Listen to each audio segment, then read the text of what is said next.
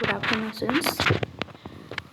आज मैं environmental engineering का सेकेंड वीडियो लेक्चर अपलोड कर रही हूँ और जैसा कि आपके स्क्रीन पे सामने दिखाई दे रहा होगा कि आज हम लोग किस टॉपिक को डिस्कस करने वाले हैं। उससे पहले थोड़ा हम लोग रिवीजन कर लेते हैं कि आपको याद होगा कि मैंने आप लोग को फर्स्ट वीडियो लेक्चर्स में पर्यावरण के बारे में बताया था, इन्वायरमेंट क्या है उसको डिफ़ाइन किया था और पर्यावरण या इन्वायरमेंट के कितने घटक होते हैं तो उसके बारे में हमने बात की थी। जैसे आप सभी जानते हैं कि पर्यावरण के दो घटक है, बायोटिक और एबायोटिक, जिसको हिंदी में जैविक और अजैविक बोलते हैं। उसके अंतर्गत मैंने आपको डिटेल में हमने अजैविक घटकों के बारे में पढ़ा था कि किस तरीके से अजैविक घटक में वायुमंडल आते हैं, जलमंडल आते हैं और वायुमंडल के कितनी परतें, हमने उसके बारे में बात करी थी। आज हम उसी वीडियो लेक्चर को आगे कंटिन्यू करते हुए आज हम लोग पढ़ेंगे लिथोस्फीयर के बारे में, जिसको हिंदी में कहा जाता है स्थलमंडल। अब आपको यहाँ पे दोनों लैंग्वेज में आप स्क्रीन पे देख पा रहे होंगे कि हम लोग सबसे पहले जान लेते हैं कि लिथोस्फीयर या स्थलमंडल होता क्या है। आपको इमेज में दिखाई भी दे रही होगी, कुछ पहाड़ है, कुछ मिट्टी सा कुछ दिखाई दे रहा है। तो जो कहने का मतलब ये है कि इमेज ये स्थलमंडल को दर्शा रहा है। और स्थलमंडल है क्या, मतलब जो भूमि भाग है, जो सॉलिड पार्ट है पृथ्वी का, वही लिथोस्फीयर में के अंतर्गत आता है। जैसे हम लोग डेफिनेशन पढ़ लेते हैं कि the lithosphere is the solid outer part of the earth. Lithosphere या स्थलमंडल क्या है, ठोस और बाहरी भाग है पृथ्वी का। The lithosphere include the brittle upper portion of the mental and the crust, the outermost layer of the earth structure. It is bounded by the atmosphere above and the asthenosphere, another part of the upper mantle below. कहने का मतलब यह है कि जैसे कि आपको मैं बता दूं कि जो स्थल मंडल है लिथोस्फीयर, अगर मैं पृथ्वी की ठोस भाग की बात करूं तो वो 3 हिस्सों में बटी हुई है। ऊपर के भाग को हम लोग मेंटल बोलते हैं, क्रस्ट है, उसके बीच के भाग को हम लोग मेंटल बोलते हैं और सबसे निचला भाग होता है कोर। तो सिर्फ ऊपरी भाग जो है वही जो क्रस्ट वाला पार्ट है वही लिथोस्फीयर के अंतर्गत आता है। बाकी जो मेंटल और कोर का जो हिस्सा है पृथ्वी का, जो अंदरूनी भाग जिसको मतलब ठोस हिस्से का जो अंदरूनी भाग है उसको स्थेनोस्फीयर कहा जाता है। ठीक है, वो ठीक उसके ठीक ऊपर का भाग जो है ठोस भाग, क्रस्ट जिसको हम लोग बोलते हैं, ऊपरी सतह पृथ्वी की, वो कहलाती है लिथोस्फीयर में। चाहे वो पहाड़ हों, चाहे पठार हो या मिट्टी हो, रेत हो या रेगिस्तान का इलाका, सब लिथोस्फीयर के अंतर्गत आएगा। ठीक है, अगर भूमि समतल है तो भूमि उठी हुई है, पठार है, गड्ढा है और ऊंचाई है, निचला हिस्सा अगर वो ठोस है और ज़मीनी सतह है तो वो सब लिथोस्फीयर के अंतर्गत आएगी। ठीक है, अब हम लोग यहाँ तो आपका ख़त्म हो गया एबायोटिक कंपोनेंट यानी अजैविक घटक ख़त्म हो गया लिथोस्फीयर के बाद। अब हम लोग जैविक घटकों के बारे में बात करेंगे। जैसा आप सभी जानते हैं कि जैविक मतलब जिसमें जान है, तो जैविक घटक सभी जीवों और अपनी बुद्धि व पुनर्वृद्धि के लिए ऊर्जा की आवश्यकता पड़ती है। ऊर्जा उनको अपने भोजन से प्राप्त होता है। उनको भोजन आदतों यानी फीडिंग हैबिट के आधार पर उन्हें 3 भागों में विभाजित किया है। तो बायोटिक सबसे पहले समझ लीजिए कि लिविंग कंपोनेंट है, मतलब पृथ्वी पर जिसमें भी जान है, चाहे वो एक छोटे से कीड़े मकोड़े से लेके बड़ा वेल जो मछली जो पानी में हो रहता है वो हो गया, हवा में रहने वाले जीवाणु हो गए, या पृथ्वी पर रहने वाले हम जैसे जीव जंतु या मनुष्य, सभी बायोटिक कंपोनेंट के अंतर्गत आते हैं। पर उनको उनके खाद्य पान के हैबिट जो के आधार पर बायोटिक कंपोनेंट को पुनः 3 भागों में बांटा गया है। ठीक है, तो आप सभी जैविक घटक में जैसे मैंने बताया पेड़ पौधे, जीव जंतु, पशु पक्षी सभी शामिल हैं, कोई भी ऐसा नहीं। मतलब इसको सिंपल आप ऐसा समझ लीजिए कि जिस भी चीज़ में इस पृथ्वी पे जो भी जीवाणु या पदार्थ जिसमें जान है वो सभी बायोटिक कंपोनेंट का ही भाग है। तो चलिए हम लोग फीडिंग हैबिट जिसको बोलते हैं भोजन आदतों के आधार पर किस हिसाब से बायोटिक कंपोनेंट को बांटा गया है उसको हम लोग देख लेते हैं। तो सबसे पहले आता है प्रोड्यूसर। ये मैंने आपको शुरू में ही बताया हुआ था, इसको बस मैं डिटेल में अब डिस्कस कर रही हूँ। प्रोड्यूसर जिसको हिंदी में हम लोग बोलते हैं उत्पादक, ठीक है, या और इसका दूसरा नाम ऑटोट्रॉप्स है। इसका क्या होता है, any kind of green plant make their food by their sunlight and using the energy to make sugar. मतलब प्रोड्यूसर्स वो हैं जिनमें कैपेबिलिटी क्षमता है कि वो अपना भोजन स्वयं बना सकते हैं, और भोजन बनाने के लिए उनको जिस ऊर्जा की जरूरत पड़ती है वो है सनलाइट, सूर्य की रोशनी, और हवा में मौजूद कार्बन डाइऑक्साइड की मदद से, और मिट्टी से पानी को लेकर वो फोटोसिंथेसिस प्रकाश संश्लेषण की विधि के द्वारा वो अपना खाद्य पदार्थ बनाते हैं। तो ये अपना भोजन स्वयं बना रहे हैं, इसलिए इनको हम लोग प्रोड्यूसर या उत्पादक या ऑटोट्रॉप्स बोलते हैं। तो दिस और ये जो plant use this sugar are also called glucose to make their thin such as wood leaf root and bark and. और जो ये खाना बनाते हैं उसी से इनका खुद का ऑल ओवर डेवलपमेंट होता है कि बीज से एक छोटा पौधा तैयार होता है, छोटा पौधे से बड़े पेड़ में जो परिवर्तन होता है, जो इनका विकास होता है, वो इनके द्वारा प्रकाश संश्लेषण द्वारा बनाए गए खाने से ही होता है। ठीक है। अब जैसे मैंने बात करी कि ऑटोट्रॉप्स में सारे पेड़ पौधे आ गए, मतलब इस पृथ्वी पे जितने भी छोटे से लेके बड़े तक या बहुत पूरा विशालकाय पेड़ भी सब ऑटोट्रॉप्स के अंतर्गत आएंगे। इवन सागर की तली में पाए जाने वाले सूक्ष्म प्राणी भी इस वर्ग में सम्मिलित हैं। ऐसा नहीं है कि पेड़ पौधे सिर्फ ज़मीन पर रहते हैं, आपको बता दूं पानी में भी पेड़ पौधे पाए जाते हैं जिनको हम एक्वाटिक प्लांट्स बोलते हैं, यानी जलीय पेड़ पौधे। और ये पेड़ पौधे समुद्र के तल में रहते हैं, कुछ ऐसी मतलब छिछले जगह पे पनपते हैं जहाँ पे उनको सूर्य की रोशनी आसानी से प्राप्त हो। तो वो सब भी प्रोड्यूसर के प्रोड्यूसर ही कहलाते हैं। ठीक है।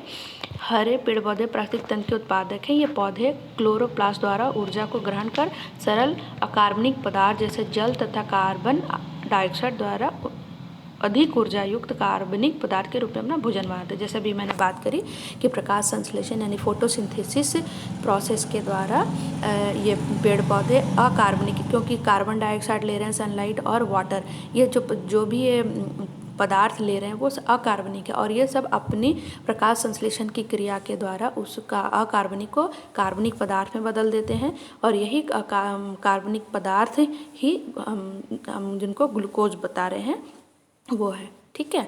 सभी प्रकार के घास, वृक्ष, शैवाल, ब्लूग्रीगा, कुछ बैक्टीरिया भी इस वर्ग में शामिल है। अब आपको बता दूं, आप अब तक यही जान रहे होगा कि बैक्टीरिया जो होता है वो तो माइक्रो ऑर्गेनिज्म है और वो उत्पादक नहीं होगा, पर कुछ ऐसे बैक्टीरिया भी हैं जो अपना खाना खुद बनाते हैं। शैवाल जो है जिसको ग्रीन एल्गा हम बोल रहे हैं, वो माइक्रो ऑर्गेनिज्म की श्रेणी में आते हैं, पर चूँकि ये खाना अपना खुद बनाते हैं इसलिए इनको हम भी ऑटोट्रॉप्स का नाम देते हैं। मतलब आप उनको समझ लीजिए कि जो भी अपना खाना स्वयं बनाता है, मतलब किसी चीज़ पर निर्भर नहीं कर रहा है। हम खाना हम स्वयं बना रहे हैं, पर हमको जो रॉ मटेरियल मिल रहा है, जो कच्चा चीज़ मिल रहा है, चाहे वो साग सब्जी हो, अनाज हो, सब हमको पेड़ से प्राप्त हो रहा है, उसको फिर हम पका रहे हैं।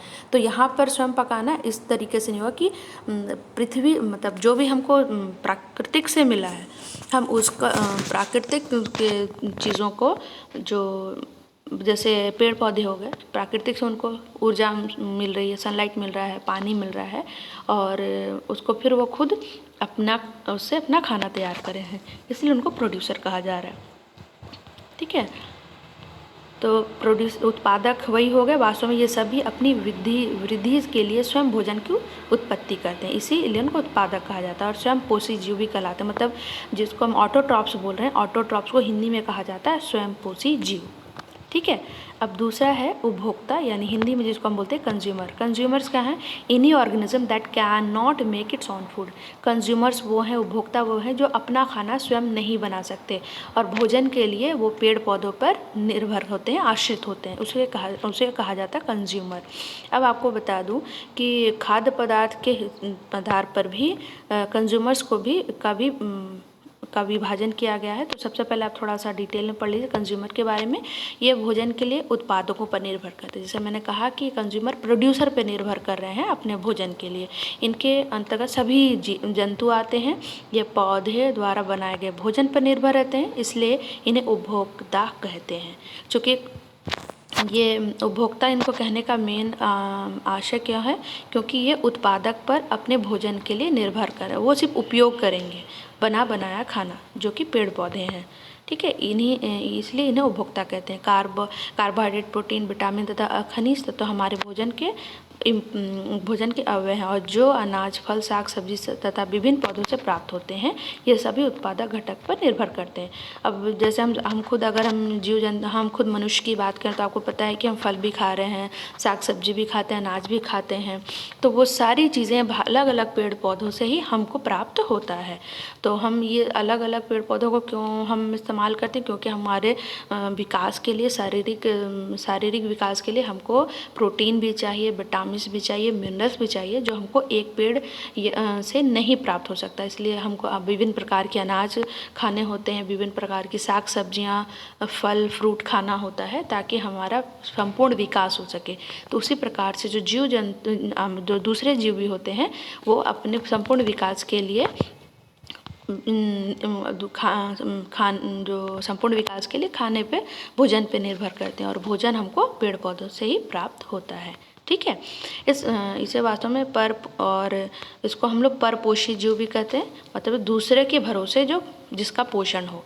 इनको निम्नलिखित 3 वर्गों में बांटा गया है। तो पहले जिसको हम लोग बोलते हैं प्राथमिक उपभोक्ता यानी प्राइमरी कंज्यूमर, जो सीधे तौर पे पेड़ पर आश्रित होता है। इसे शाकाहारी या हार्निवोरस प्राणी भी कहते हैं।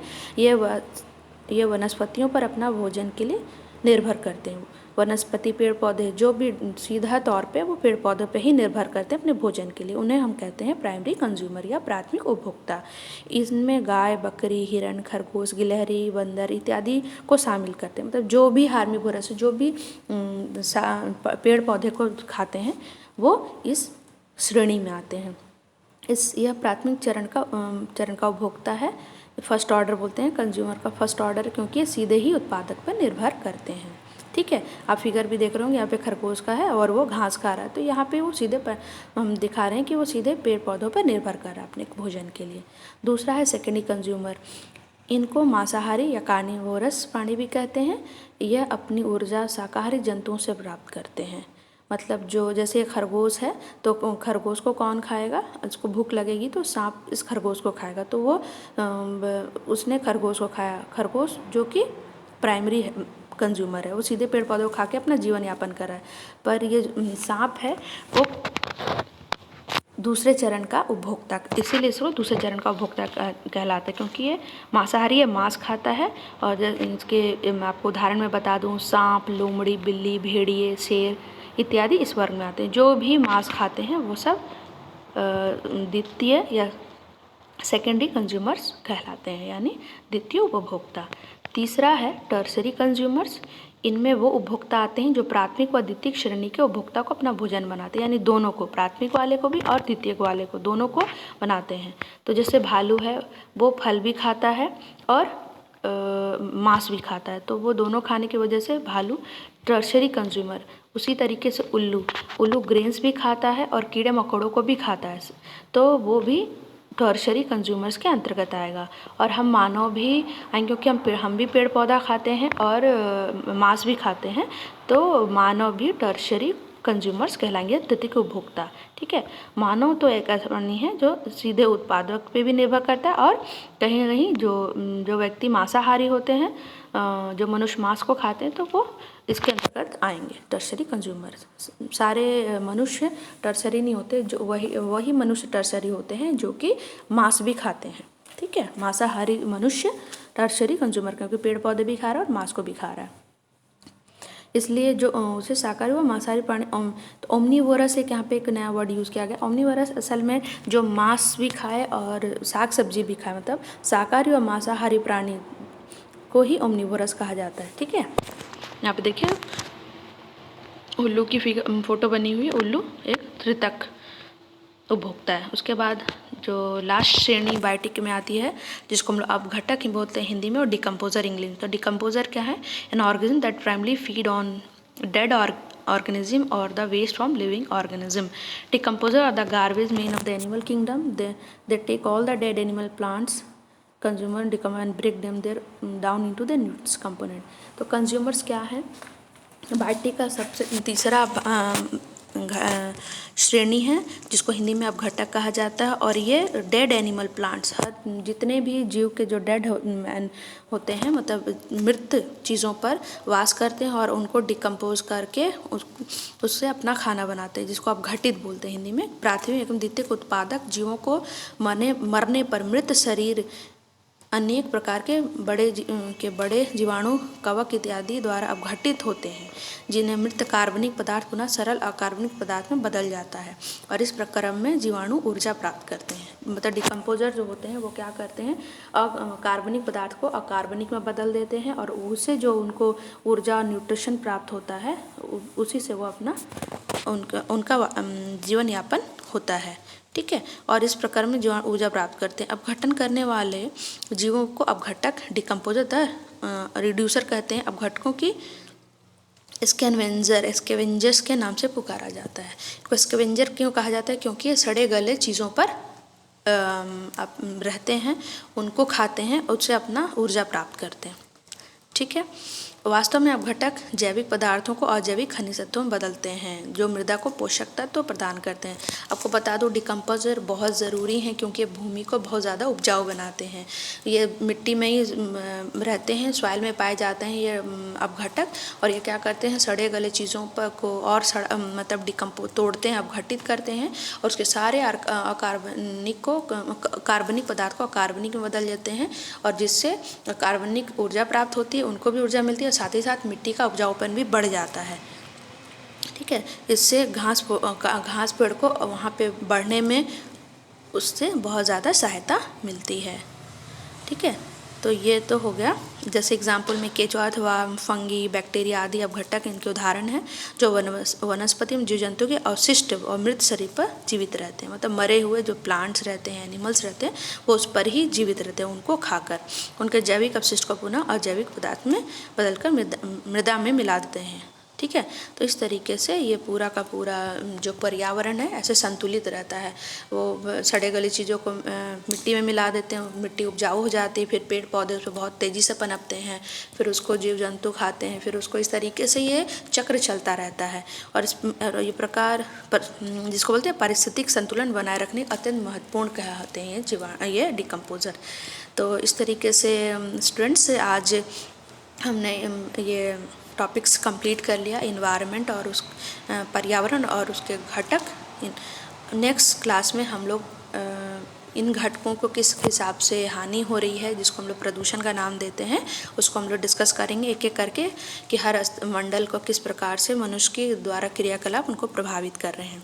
तो आज के लिए इतना ही है। एक बार रिवीजन में आप देख लीजिए कि इन्वायरमेंट 2 घटक में विभाजित है, बायोटिक और एबायोटिक।